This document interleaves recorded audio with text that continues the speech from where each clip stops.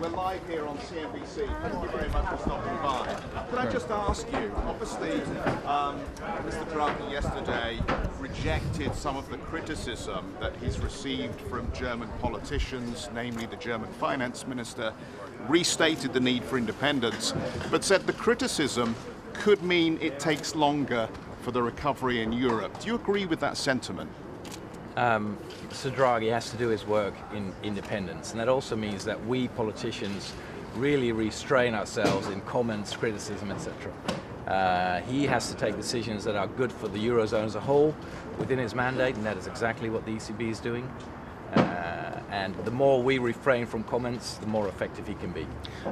Do you think it's appropriate, though, for states where they have a sense of frustration with this one-size-fits-all policy just to express those concerns? Is it appropriate for them to do that?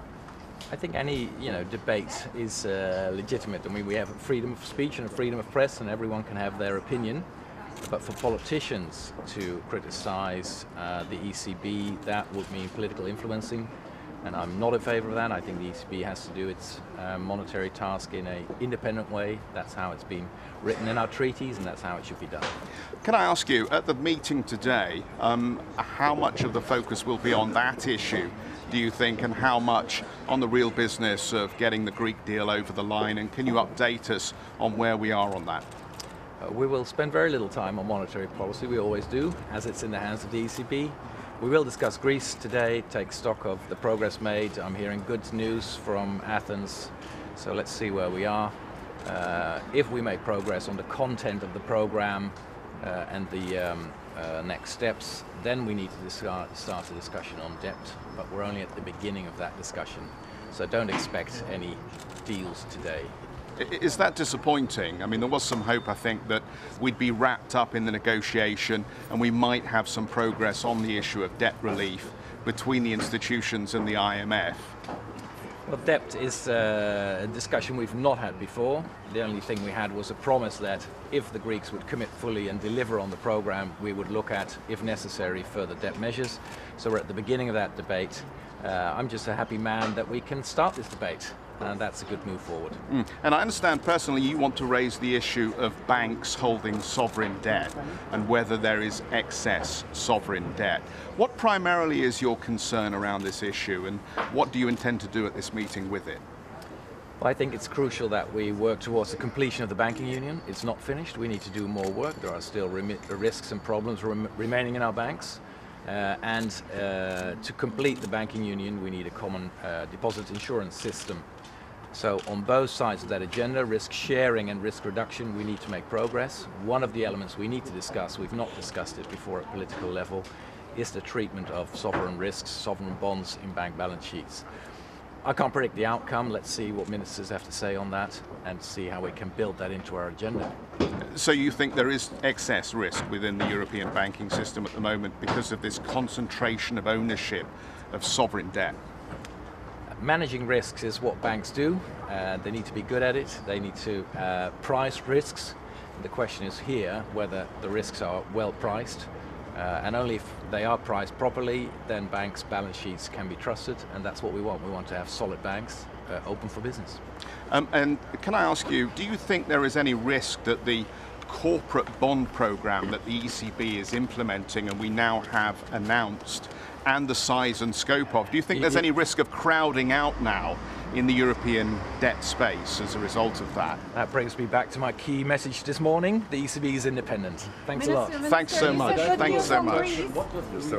Why does it take so long? Is it maybe also because creditors are too patient? Well, you can say it takes too long, but I know from other countries how difficult it is to do a major pension reform, to do a major tax reform. From my own experience, I would say it takes time. So let's not be too harsh on the Greeks. They've done a lot of work since we reached the agreement this summer. And these are major reforms with a major impact in Greek society. So let's hope that it's all done well. And then we can move forward today. Are creditors still united? Thanks. Afgelopen juli, toen werd het akkoord getekend tussen Europa en Griekenland. Inmiddels is het eind april en staan we nog steeds hierover te steggelen. Waarom duurt het allemaal zo lang? Nou, ten eerste zal het aanpak van de problemen in Griekenland echt nog jaren duren. Het is maar welke verwachtingen je hebt. Sinds de zomer is er veel gebeurd. Er zijn grote pakketten van maatregelen al in het Griekse parlement aangenomen.